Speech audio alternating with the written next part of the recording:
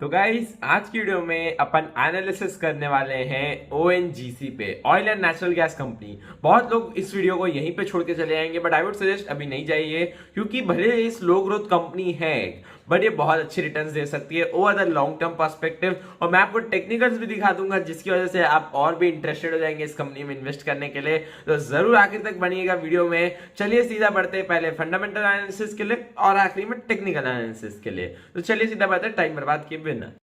तो guys this is one of the most ignored stock in PSU, ठीक है, ONGC, ठीक है। इसको बहुत लोग कंसिडरेशन में लेते हैं बट इसकी स्लो ग्रोथ देख के लोग छोड़ देते हैं। और मैं इस पे अभी इसलिए वीडियो बना रहा हूँ क्योंकि कुछ चीज़ें मेरे को लगी अभी कि अब इम्प्रूव हो चुकी है और अब खरीदने लायक है। ऐसा एक रीज़न है, particularly one reason I am telling you right now. Book value 280 rupees की है जबकि प्राइस अभी 260 के नीचे चल रहा है। तो आप बुक वैल्यू के नीचे कोई भी शेयर उठा लेते हो अगर, that can give you really good returns in the short term and the long term perspective मेरे हिसाब से। और मैं आपको एक दो और चीज़ें बता दूंगा जिसकी वजह से आपको लगेगा कि अभी शॉर्ट टर्म के लिए इन्वेस्ट कर दे, लॉन्ग टर्म के लिए नहीं करना है। तो लॉन्ग टर्म के लिए आपको अच्छी खासी ग्रोथ मिल जानी है ओएनजीसी से।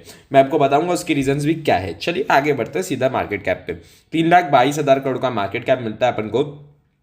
अब इसको याद रखना, 3,22,000 करोड़ के मार्केट कैप फिगर को, ठीक है, जरूरी है। स्टॉक का पी बहुत ज्यादा कम है, कोल इंडिया के आजू बाजू चल रहे पी, मतलब ये दोनों कंपनी बहुत बड़ी कंपनी से बट बहुत कम पी के साथ आती है। आरओसी अपना चल रहा है 18.4 का, और आरओसी इज एवरेज, और एवरेज भी अच्छे साइड में है। ROE is also average. Dividend yield अच्छा है बहुत ज्यादा, मैं तो बोलूंगा 4%, 4.77%, दैट्स अ गुड डिविडेंड। मेरे को भी अभी डिविडेंड मिला था, 6 रुपए का डिविडेंड दिया था इस कंपनी ने, ठीक है, that's a big deal. Anyways high और लो देखोगे तो अराउंड 70% रिटर्न दिया था इसने, उससे भी ऊपर दिया था, मैं तो 70% मिनिमम मान रहा हूँ, ठीक है। तो वापस से नीचे आ चुका है अभी ये लोअर साइड में। टेक्निकल्स भी जान लेंगे कहाँ खरीदना है। अगर आपको इंटरेस्ट हो तो आखिरी तक वीडियो में बस बने रहिए, आपको पूरा समझा दूंगा क्या चीज़ है। फेस वैल्यू अभी 5 रुपीज़ की है, स्प्लिट के चांसेस है आगे। डेट है बहुत ज़्यादा कंपनी पे, उसके लिए बहुत ज़्यादा केपेक्स इन लोग प्लान करके रखे, इसलिए डेट ज़्यादा है कंपनी पे। एंड अपन को इंटरेस्ट कवरेज रेशियो मिल जा रहा है अपन को 6 के आजू बाजू का, दैट्स डन। तो डेट को अपन को इतना ज़्यादा नहीं मानना है। Peg ratio is below 1, that's a good thing. Industry P से बहुत कम है अभी, पी रेशियो अपना इंडस्ट्री पी से कम है। प्रॉफिट ग्रोथ माइनस में, उसका रीज़न है आगे समझेंगे क्या चीज़ है। चलिए सीधा जानते हैं कंपनी करती क्या है और क्या क्या है इसके बारे में, ठीक है। तो मैं आ गया इधर की पॉइंट्स में, ठीक है। ओएनजीसी वाज एस्टैब्लिश्ड इन 1956, ठीक है, by government of India. Plus इसके पास 60 ईयर्स का एक्सपीरियंस है गाइस, समझ रहे हो, 60 ईयर्स इज अ लॉट। और इन्होंने 8 आउट ऑफ 9 प्रोड्यूसिंग बेसिन ढूंढ लिए हैं ऑयल एक्सप्लोरेशन के लिए। तो कौन से गुजरात में ढूंढा है, फिर असम में है, राजस्थान, मुंबई एंड कृष्णा गोदावरी रिवर कावेरी में ढूंढ लिया, बंगाल में ढूंढ लिया एंड विद्यान में ढूंढ लिया, ठीक है। तो यहाँ पे इतने सारे में है। Largest energy company of India, Maharatna ONGC is the largest crude oil and natural gas company in India. It contributes to the 71% to the Indian domestic production and it is also the most profitable PSU in India. आप समझ जाओ most profitable company है यार, कुछ तो दम होगा company में, प्रॉफिट इतना अच्छा निकाल रहे तो वही जानेंगे अपन कैसा दम है इसके पास, ठीक है। तो चलो यहाँ से जानते हैं रेवेन्यू कहाँ कहाँ से आता है। क्रूड ऑयल से आता है, नेचुरल गैस से आता है, और value added products like LPG, naphthene, ethane, ये जो उसके वो निकलते हैं क्या बोलते हैं बाय प्रोडक्ट्स, उससे आ जाता है। 93% of revenue is from India, 6.5 through international trade. ONGC company, इनकी ओएनजीसी विदेश है, वो अभी सब जितने आउटर इंटरनेशनल ऑपरेशंस होते हैं वो संभालती है। हिंदुस्तान पेट्रोलियम कंपनी, ठीक है, तो ये इन्हीं की है। India second largest oil marketing company with 18,600 outlets. HPCL इनका है।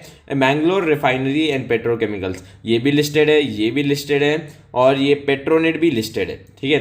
Petronet involve in the transportation of petro products from MRPL refinery to various parts of Karnataka.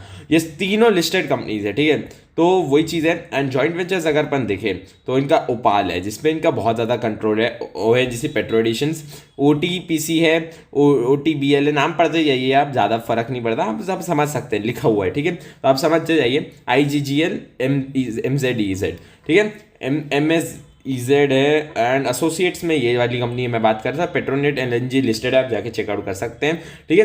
तो वही है प्रोडक्शन डेटा, ये पुराना डेटा अपन को नहीं पढ़ने का है बिल्कुल भी, एंड अपन सीधा नया डेटा पे पढ़ेंगे। मैंने एक चीज़ बोली थी याद रखना, वो था मार्केट कैप, ये याद रख लो वापस से, ठीक है। अभी मैं सीधा मार्केट कैप की तरफ बढ़ूंगा। पहले एक बार के लिए बैलेंस शीट खोला अपन ने, अपन लाइन वाइज नहीं जाएंगे इस बार, क्यों बोला मैं, 3,23,000 करोड़ का मार्केट कैप है और कितने के रिजर्व्स है, 3,45,000 करोड़ के रिजर्व्स है गाइस। समझ रहे हो कितना इन दोनों में कितना फर्क है, मार्केट कैप से ज्यादा तो रिजर्व्स पड़े कंपनी के पास, तो वही चीज है। तो इतना ज्यादा फर्क नहीं पड़ता है भाई, तुम बोरिंग्स भले 2 लाख करोड़ की हो तो आराम से वो लोग 5.56 का इंटरेस्ट कवरेज रेशियो ला रहे हैं, तो ये लोग आराम से इंटरेस्ट कवर कर सकते हैं अपने एक्सपेंसेस में निकाल के, सब कुछ निकाल के प्रॉफिट में आराम से कवर कर सकते हैं लोग अपना इंटरेस्ट, ठीक है। इसीलिए, और ये क्यों है, क्योंकि इनके फिक्स्ड एसेट्स बहुत तेजी से बढ़ रहे हैं। ये गलत डेटा है, ये गलत डेटा आया है, इतना ज़्यादा तेजी से भी नहीं बढ़ा है अपना, थोड़ा सा बढ़ गया और ज़्यादा, समझ लीजिए 170 के आजू बाजू हो चुका है, बट वो गलत डेटा स्क्रीनर पे अपलोड हुआ है इस बार के लिए, मैं इसलिए हटा दिया। CWIP इससे भी ज़्यादा चल रहा है, मैं आपको बता देता हूँ पहले, ये अभी भी 1 लाख करोड़ के ऊपर ही चल रहे हैं। तो CWIP इन्वेस्टमेंट सब मिला के देखो ना तो बहुत ज़्यादा है इसके पास, ठीक है। और जैसी उसकी जो वो कंपनीज है सब्सिडरी कंपनीज, वो लोग पैसा कमाएंगे तो ये खुद पे खुद कमाएगी। मैंगलोर रिफाइनरी अभी बहुत ज़्यादा भगा था, तो उसके चक्कर में ONGC को एक बूस्ट मिल जाता है। तो वही चीज़ है, ये समझने की बातें हैं, अब समझ जाओ तो बहुत अच्छा। अभी कैश फ्लो नेगेटिव चल रही है कंपनी, तो उस पर ध्यान नहीं देते, पहले PS पे ध्यान दे लेते, ठीक है। तो PS पे कौन कौन है इसके, ऑयल इंडिया है, ये PSU, ये PSU, ये आती है पर्सनल कंपनीज, ठीक है, ये PSU वापस से। तो अब मैं देखूं तो सबसे ज़्यादा अच्छी वैल्यू तो यही लेके आ रहा है, मार्केट कैप भी अच्छा है, पेग रेशो हाइयर साइड है थोड़ा सा, मैं बोल सकता हूँ, ROC बेस्ट निकाल रही है, बेस्ट, ठीक है, और बुक वैल्यू से कम में यही दे रहा है आपको, तो ये भी बेस्ट है, ठीक है। भले प्रॉफिट नहीं निकाल पाया इस बार, सेल्स ग्रोथ भी इतनी नहीं आई, डेट ज़्यादा है कंपनी के पास, डेट टू इक्विटी ओवर, ठीक है, मतलब 0.5 के आजू बाजू है, तो आई वुड सजेस्ट कि that's good, debt to equity कोई दिक्कत नहीं है इतना ज़्यादा, क्योंकि आप देख सकते हैं profit and loss over the years grow किया है इस बार। इसलिए गिरा क्यों मैं बता रहा हूँ उसका, मैं आपको चार्ट्स पे बताऊंगा, क्रूड ऑयल की वजह से उसका रीज़न है, समझेंगे अपन चार्ट्स पे, सब समझेंगे, आपको एक नंबर समझाऊंगा इस बार तो मैं। देखिए यहाँ पे क्या हुआ, यहाँ पे आपका डेटा डेज भी एकदम कॉन्स्टेंट रहा है, 30 दिन के आजू बाजू रहता है इनका डेटा डेज, तो कैश कन्वर्जन साइकिल इनका अच्छा है बहुत, ठीक है। अब शेयर होल्डिंग पैटर्न पे मेन चीज आती है, 68 से 58 पे आ गया, तो खरीदा कौन ये वाली इक्विटी, मेरे को दिख रहा है FII 2% खरीद लिए, ठीक है यार 2% से क्या होने वाला काम है, ठीक है। इन्वेस्टर ने 2% FII खरीद लिया अपना, एंड देन फिर अपना DII वो खरीदे हैं 8%, ठीक है। तो ओवर द ईयर्स पब्लिक की जो होल्डिंग है वो डिक्रीज हो गई और गवर्नमेंट अपना स्टेक दूसरी तरफ से बढ़ा ली, ठीक है, 10% और। तो ये चीज़ें मेरे को एक चीज़ की तरफ पॉइंट कर रही है कि पब्लिक का कंट्रोल नहीं है, FII DII ट्रस्ट कर रहे हैं कंपनी को, एंड गवर्नमेंट तो अपना स्टेक खरीदते जा रही है, तो दिस इज गुड कंपनी और इस पर बेट लेने लायक है। गवर्नमेंट में कौन कौन खरीदा है, IOCL और गेल, ये सब इंटरकनेक्टेड कंपनीज है। मैं IOCL गेल में भी ONGC का स्टेक भी है उसमें, और ONGC में भी इनका स्टेक है, तो ये चीज़ आपको समझने की थी, मैंने बता दी, आप समझ जाओ आगे, ठीक है। अभी ये लोग ने वापस से स्टेक लिया, बहुत सारी चीज़ें खरीदते रहते हैं, देखो हाँ ये चीज़ है कि ये लोग बहुत जॉइंट वेंचर्स करते रहते हैं, NTPC ग्रीन के साथ वेंचर बनाया, फिर यहाँ पे PTC एनर्जी पूरा एक्वायर कर लिया था, ओपाल में स्टेक बढ़ा रही है, देखो 91 था 94 किया, 94.5 किया, अब उससे भी ज़्यादा बढ़ा लेंगे लोग, 100 करने वाले लगभग। तो वही चीज़ है, ये अच्छी कंपनी लगी, मैंने बोला शेयर करता है। अभी सीधा चार्ट्स पे बढ़ता है, चार्ट्स पे जानते हैं मैं 2 चीज़ क्या बोल रहा था आपको, ठीक है, सीधा निकलते हैं अभी। तो भाई चार्ट्स पे जैसे कि देख सकते हैं अपन को एक सपोर्ट देखने मिल रहा है यहाँ पे, ठीक है, ओवर द ईयर्स यहाँ पे सपोर्ट लिया है मार्केट ने, तो मैं तो बोलूँगा आपको ये अच्छी जगह उठाने लायक थी, बट अभी भी लेट नहीं हुआ है, आप वेट कीजिए, ये सब रेजिस्टेंस आएगा, यहाँ तक रेजिस्टेंस आएगा, समझ ले 290 तक आपको बस देखना है, उसके बाद तो मार्केट उड़ा देगी इसको ऊपर, मस्त 325 तक जाएगा। टारगेट्स अच्छे हैं, अभी बहुत लो है, फोरकास्ट भी अच्छा है, इसका शेयर का प्राइस टारगेट्स ऊपर डले हुए हैं, 300 325 के आजू बाजू ऊपर ही डले हुए हैं इसके टारगेट्स भी, तो स्ट्रॉन्ग कंपनी है, डरना नहीं है अपन को, प्रॉफिट लेके निकलना है, जो लॉस पे उनको भी मैं बोलूंगा, क्योंकि अपन देखेंगे क्रूड ऑयल का चार्ट एक बार। तो गाइस क्रूड ऑयल के चार्ट पे तो आ चुके हैं, मैं आपको बताता हूँ क्या दिक्कत हुई। तो यहाँ से आता है आपका डेटा, जून से चालू होके यहाँ तक का डेटा है आपके पास, ठीक है, पूरा डाउनवर्ड मोमेंटम था क्रूड में, तो क्रूड बिकेगा नीचे तो प्रॉफिट कहाँ से निकलेगा कंपनी का, वहीं पे दिक्कत हुई। क्रूड ऐसे था, लाभ की लास्ट साल आप देखो पूरा अपवर्ड मोमेंटम में था वही क्रूड। तो ये चीज लोग नहीं बताते हैं और ओएनजीसी को बोल देते घटिया कंपनी है, नहीं निकाल पा रही प्रॉफिट। भाई कमोडिटी प्राइसेस कुछ चीज है, समझिए। अभी मैं आपके सामने है ना एक जोरदार जगह बताता हूँ जहां इसको खरीदा जा सकता है, ठीक है। तो अपन ने यहाँ से ना अपन ट्रेंड लाइन स्पॉट कर पा रहे, ट्रेंड लाइन आ रही है यहाँ पे।